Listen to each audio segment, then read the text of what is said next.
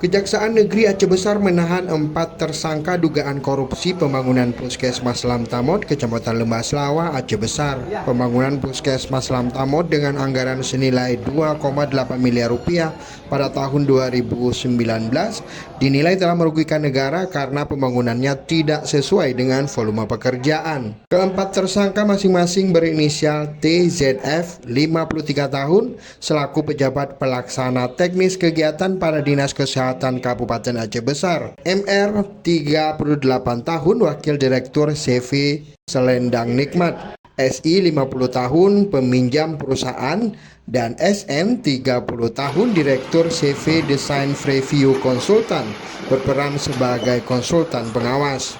Untuk kepentingan proses penyidikan, para tersangka dilakukan penahanan selama 20 hari ke depan di Rutan Kelas 2B Janto Aceh Besar.